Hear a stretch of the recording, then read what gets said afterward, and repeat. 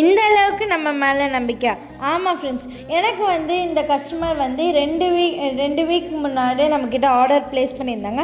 ஆனால் அவங்க வந்து ஆர்டருக்குள்ள டீட்டெயில்ஸ்லாம் கொடுத்ததுக்கப்புறம் அவங்க என்கிட்ட ஒரு வார்த்தை எதுவுமே கேட்கல.